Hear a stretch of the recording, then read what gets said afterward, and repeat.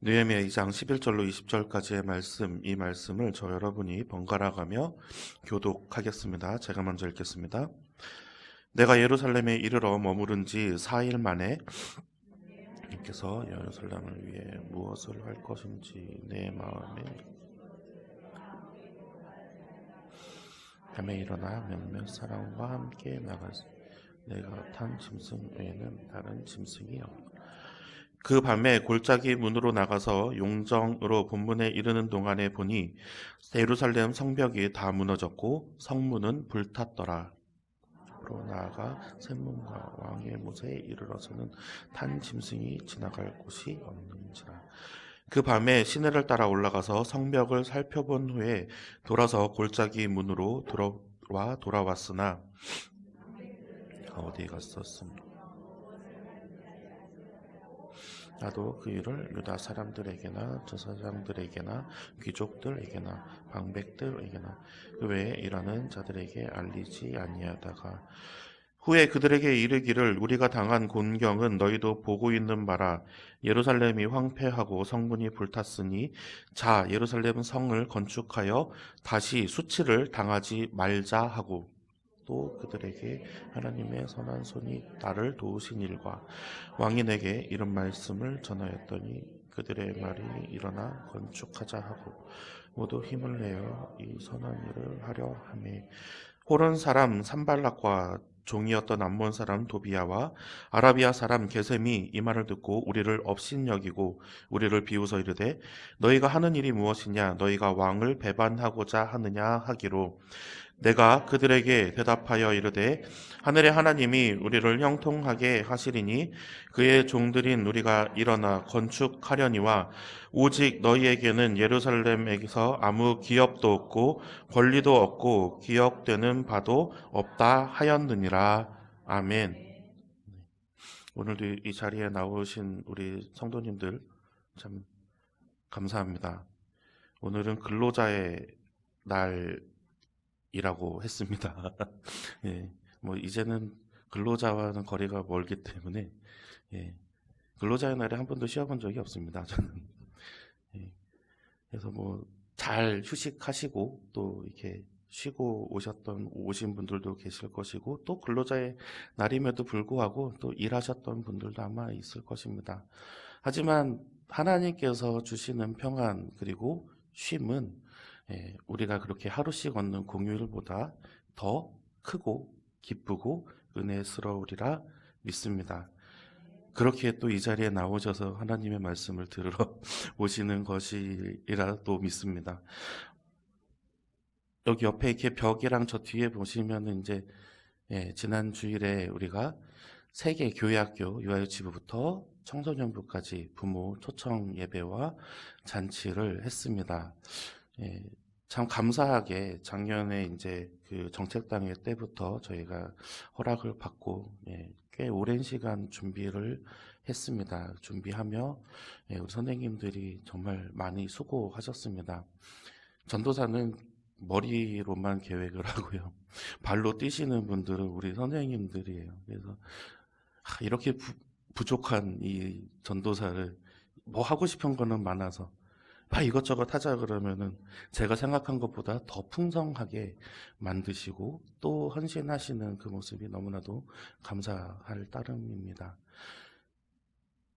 인원수를 대충 세어봤더니 한 128명 왔습니다. 그리고 우리 교인이 아니신 분이 한 12분 정도 된 것 같아요. 그래서 이 새로 오신 분들이 이 교회에서 참 기쁨을 얻고 돌아갔으면 하는 그러한 바람이 계속 제게 기도 제목으로 남는 것 같습니다. 기도해 주시고 또 많이 도움 주신 우리 성도님들께 감사를 드립니다.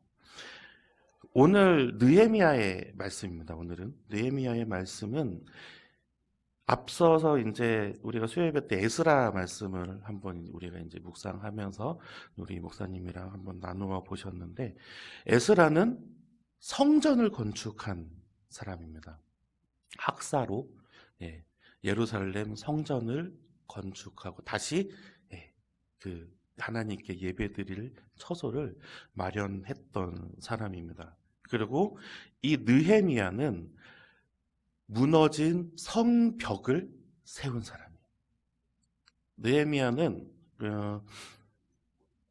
페르시아, 바사라 그러죠. 페르시아의 술을 맡은 관원이었습니다. 그리고 유대인이었죠. 이스라엘 사람이었습니다. 그런데 술 맡은 관원이었다가 이 느헤미야가 왕의 지명을 받아서 이스라엘로 넘어와서 총독이 되죠. 총독으로 그 권한으로 이제 성벽을 쌓는 그러한 모습을 우리가 발견합니다.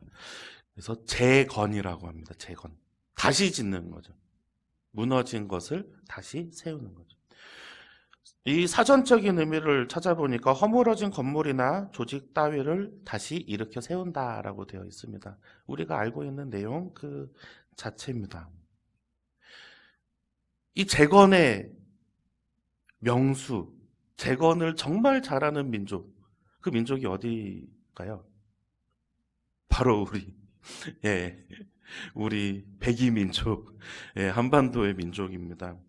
우리나라 역사에서 외세 침략을 받았던 횟수를 다 계산해 보면 993차례라고 합니다. 그리고 가장 대표적인 침략이고 그리고 나라의 존폐가 흔들릴 뻔했던 두 가지의 그 난이 있었는데요. 그게 1592년 임진왜란 그리고 1636년 병자호란입니다. 그때는 국가의 존폐가 아예 그냥 이제 민족이 사라질 뻔한 그 위기였죠. 그리고 또 우리는 또 뭐가 있었죠? 일제 강점기가 있었죠. 그리고 또 우리는 또 무엇이 있었습니까? 1950년에 6.25 전쟁이 3년 동안 발발하게 됩니다. 외세의 침략을 많이 받고 우리 국토가 전쟁터가 되었다라는 것은 무엇을 뜻합니까? 우리 나라가 황폐가 되는, 폐허가 되는 거죠. 전쟁이 휩쓸고 간 자리에는 정말 참담함밖에 남아있질 않습니다. 제가 어렸을 때 갑자기 막 속보로 뉴스에서 막 CNN에서 막 미사일이 막 날아가는 막 그런 장면들을 막 보여준 적이 있어요. 그게 어떤 거였죠? 걸프전이 발발했을 때. 그 걸프만에서 미 함대가 미사일을 쉴 새 없이 쏘아댔던 그 장면. 아마 지금 시대였으면은 그 폭발 당한 그 잔해들까지 다 보여줬을 것 같아요. 그때는 뭐 그렇게 심하게 나오질 않았지만 이렇듯 전쟁은 뭐 포탄이 민간인 군인 구별하여 떨어집니까? 그렇지 않잖아요.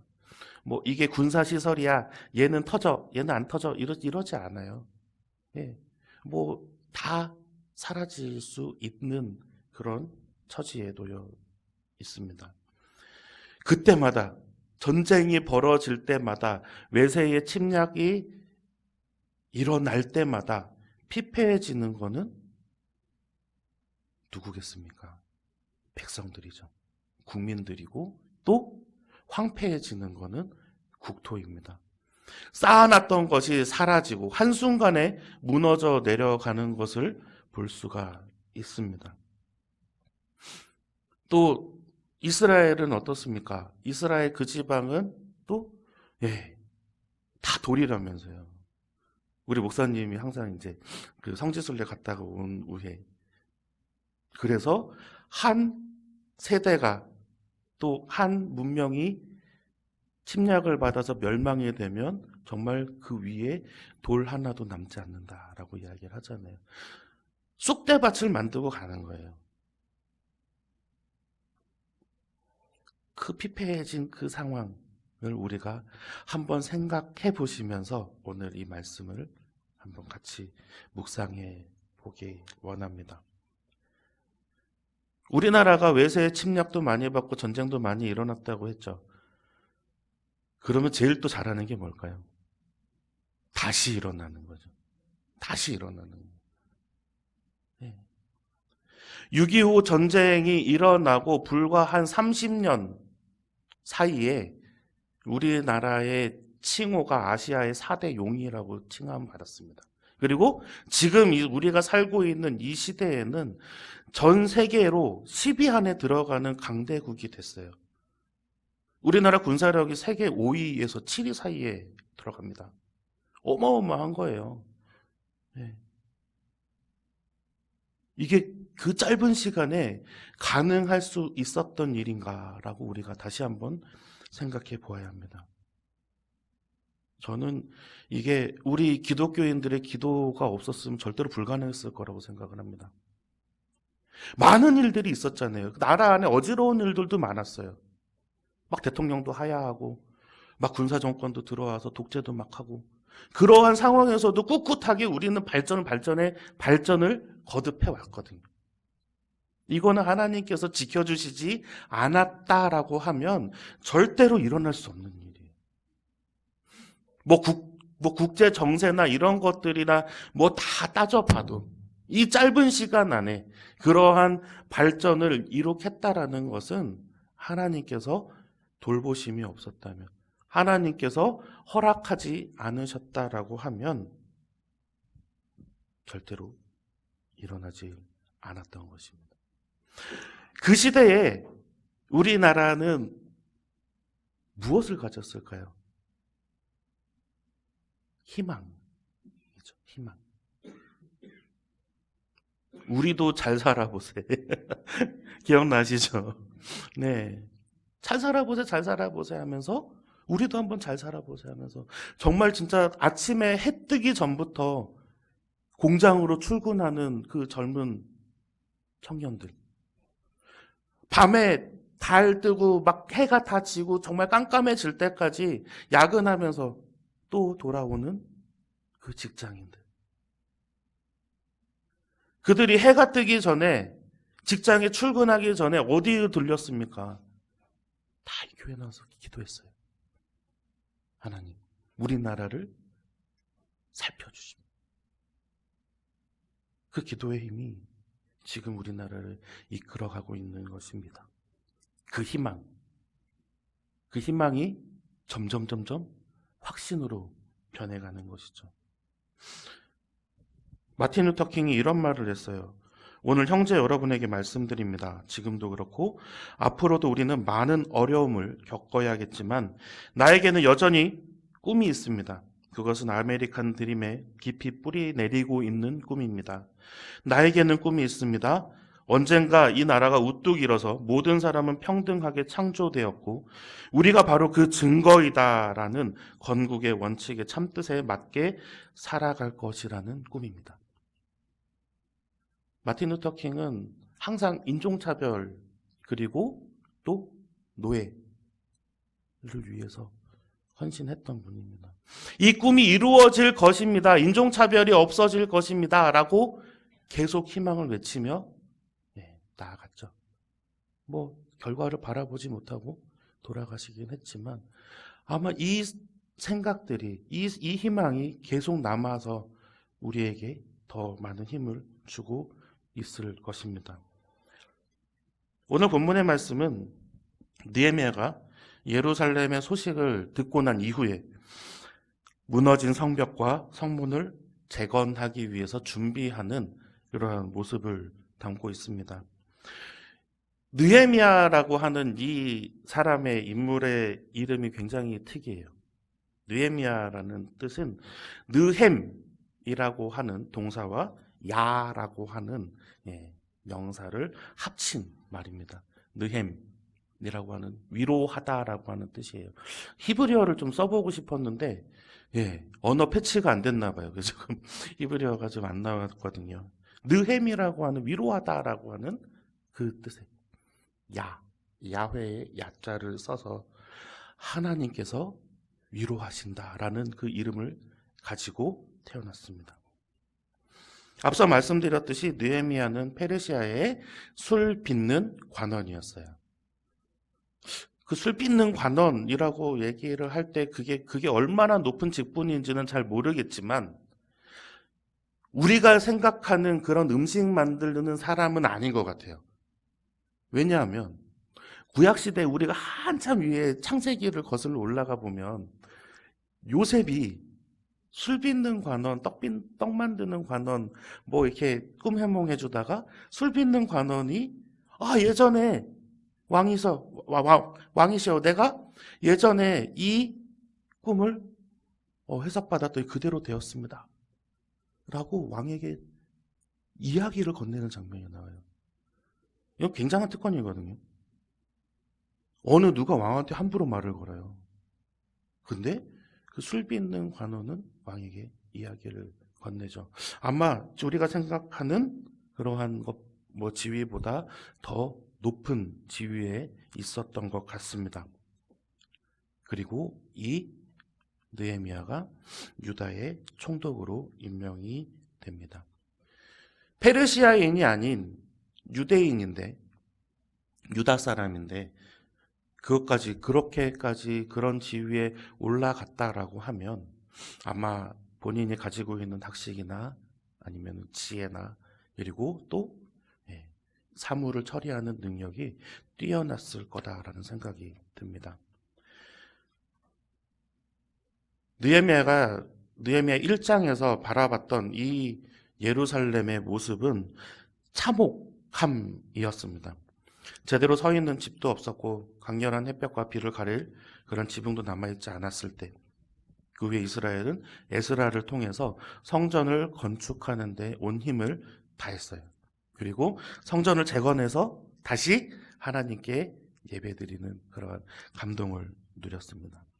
그런데 또 들려오는 소식이 뭐냐 하면 성벽이 다 허물어져서 제 역할을 감당하고 있지 못하는 것이죠. 느헤미야 1장 3절에서 5절까지의 말씀을 우리가 한번 같이 읽어보려 합니다. 그들이 내게 이르되 사로잡힘을 면하고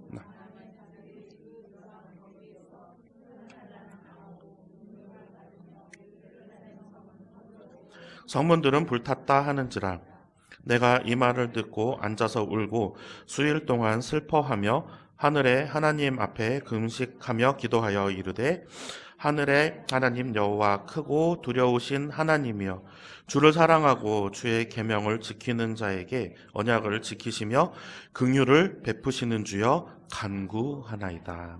아멘. 성벽은 허물어지고 성문은 불탔다는 이야기를 딱 듣고 느헤미야는 수일 동안 울며 슬퍼하며 금식하면서 기도했다고 했어요. 그리고 나를 보내달라는 이제 요청을 합니다.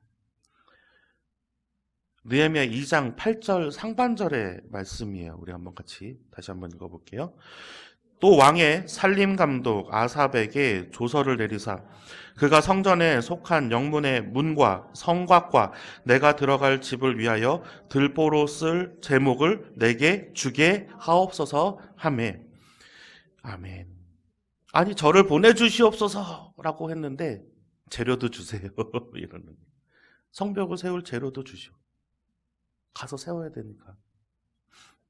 그렇게 근데 신기하게도 이 페르시아의 아닥사스다 왕은 느헤미야를 총독으로 보내고 또 이 재료까지도 줍니다.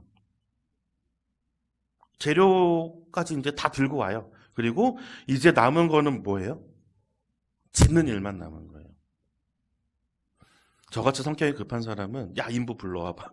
야 여기서 잘하는 사람 누구야? 몇 명 빨리 될 수 있는 대로 많이 끌어와서 자 지금부터 시작! 할 텐데 느헤미야는 그렇지 않았어요. 느헤미야는 하나님께서 허락하지 않으시면 아무리 많은 재료가 있고 아무리 많은 인력이 있다 해도 할 수 없다는 걸 알고 있었습니다. 그렇기 때문에 하나님께서 지금이다라고 이야기해 주시기를 간구하며 하나님께서 도우시기를 기도하면서 일을 차근차근 시작합니다. 이 느헤미야가 일하는 방법을 우리가 한번 살펴보려고 합니다. 첫 번째는 하나님께서 주시는 그런 방법으로 일을 했습니다. 느헤미야 2장 11절에서 12절까지의 말씀입니다. 한번 같이 읽어보겠습니다. 내가 예루살렘에 이르러 머무른 지 사흘 만에 내 하나님께서 예루살렘을 위해 무엇을 할 것인지 내 마음에 주신 것을 내가 아무에게도 말하지 아니하고 밤에 일어나 몇몇 사람과 함께 나갈새 내가 탄 짐승 외에는 다른 짐승이 없더라. 아멘. 예루살렘에 이르러 머문 지 사흘 만에라고 되어 있습니다. 자, 페르시아의 그때 이제 바사의 수도는 수산이라고 하는 곳이에요. 수사라고 불리는 곳인데 거기가 어디냐면은 이제 저쪽 티그리스 유프라테스 강 있는 쪽이에요. 걸프만 바로 위에요. 지금의 이란이 있는 그런 곳입니다. 이란에서 이제 그 걸프만 이제 바닷가 쪽 그 끄트머리 꼭지점 있는 쪽에서 조금 떨어진 곳이에요. 지금 지명을 찾아봐도 찾아볼 수가 없어서 그냥 대충 그 근처에 있는 도시를 찍고 제가 예루살렘까지를 찍고 길을 검색을 해봤어요. 그랬더니 약 1500km 정도 돼요. 뭐 지금이야 1500km. 그래도 자동차로 갈 때 13시간 걸린대요.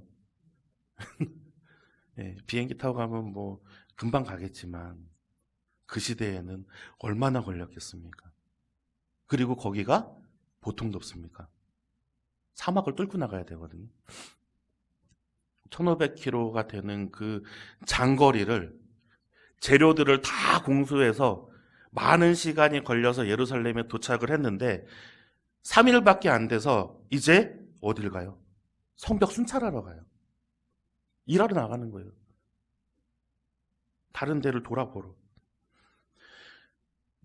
총독으로 부임을 했습니다. 그런데 이 사람들에게 내가 무엇을 하겠다라고 이야기도 하지 않아요. 딱 3일 만에 아무도 모르게 순찰을 나가서 성벽들을 살펴보고 와요.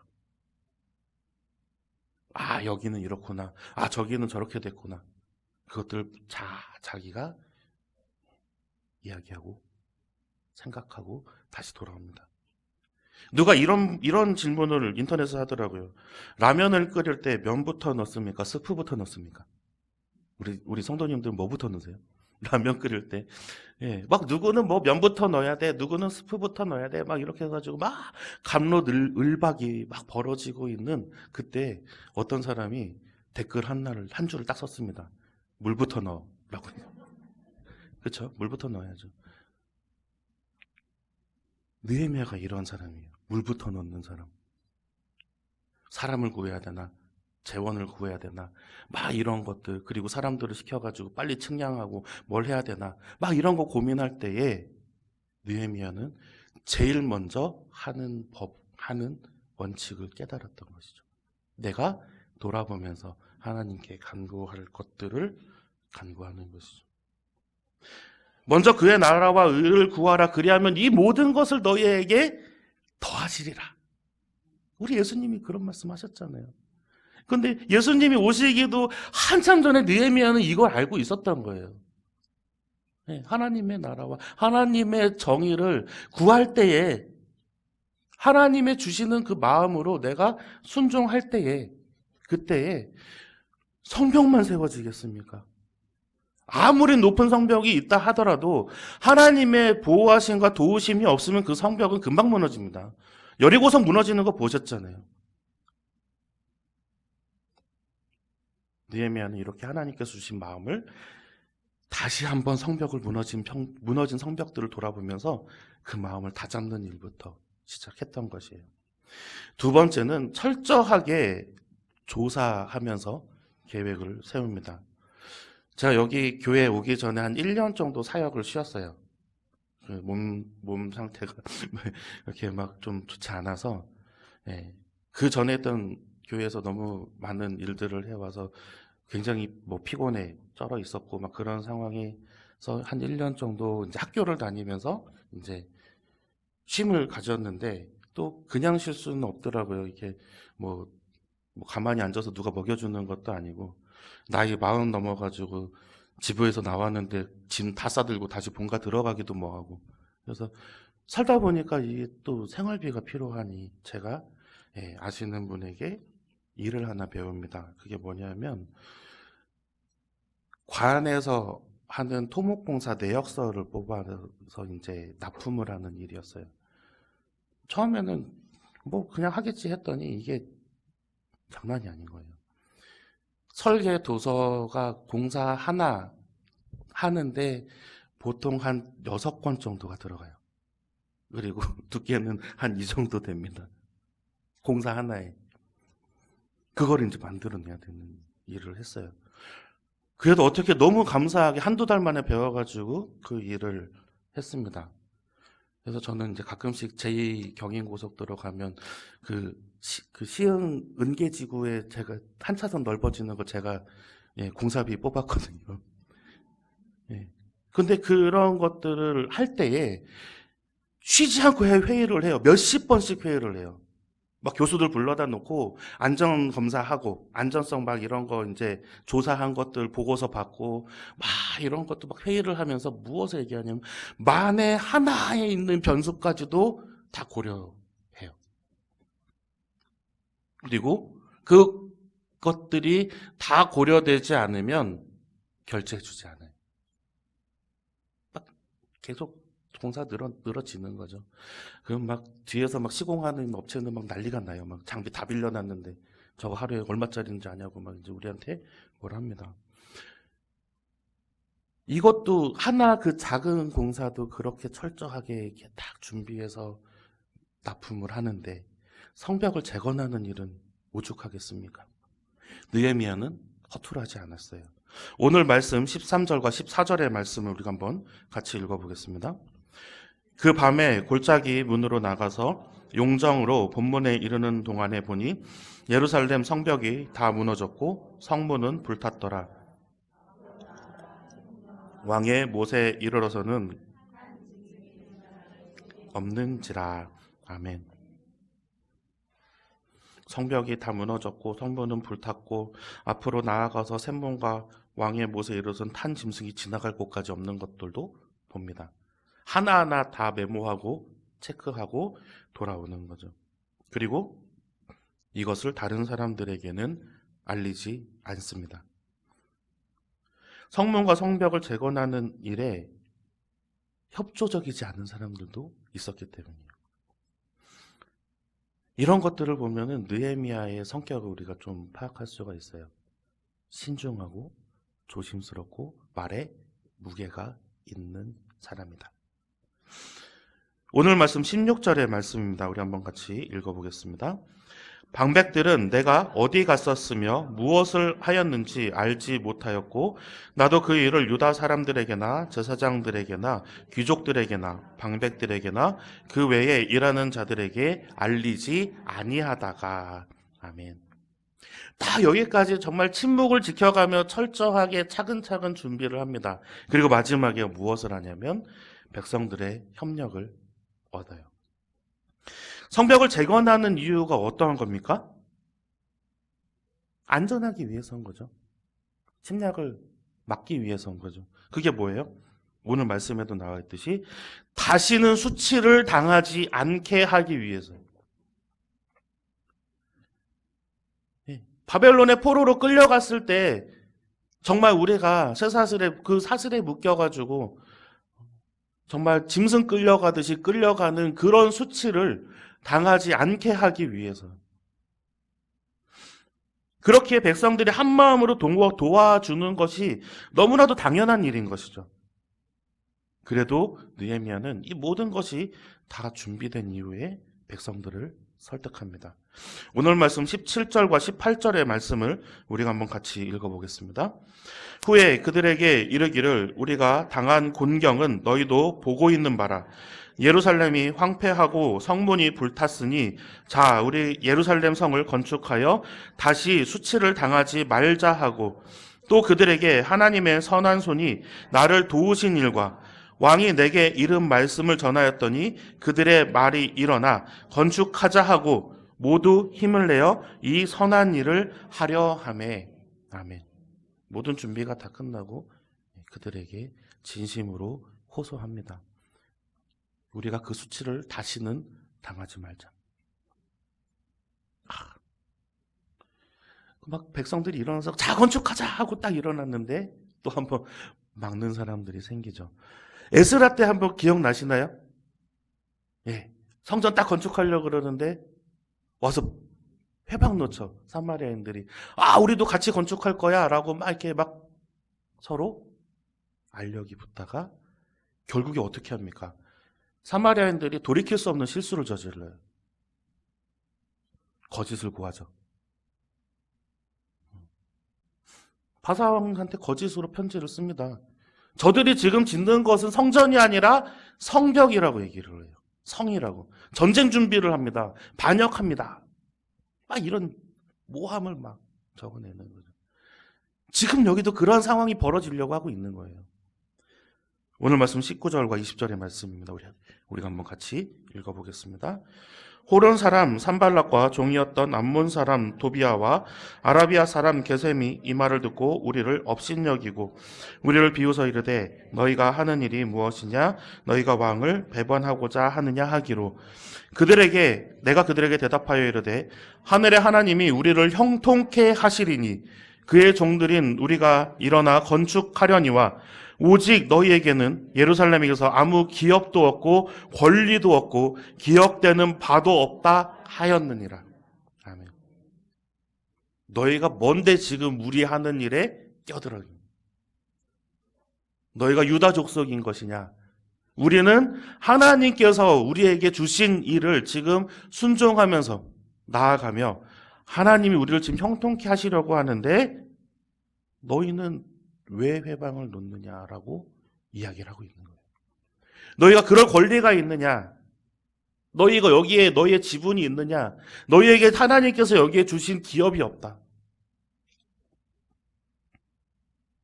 그들이 반역자로 느헤미야를 몰아갈 때에 느헤미야는 도리어 하나님이 우리를 형통케 하실 것이다 라고 이야기를 해요. 비록 아닥사스다 왕이 느헤미야를 총독으로 파견을 했지만 느헤미야는 자신의 주인이 누군지 알고 있었어요.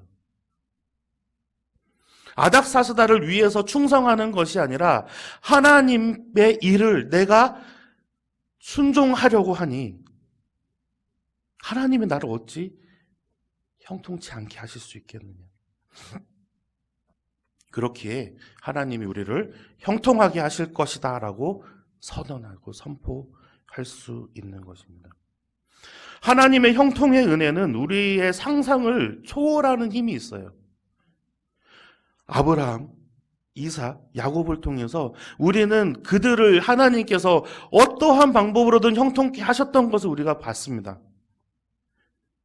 그리고 우리는 요셉을 통해서 또 모세를 통해서 또 다윗을 통해서 하나님께서 이들에게 정말 우리가 상상하기도 어려운 우리의 상상력을 훨씬 뛰어넘는 그러한 기적들을 보여주셔요. 그게 성경에 다 써 있잖아요. 공통점이 있어요. 이 형통은 하나님의 뜻이 무엇인지 깨닫고 순종하는 사람들에게 주어지는 것이에요.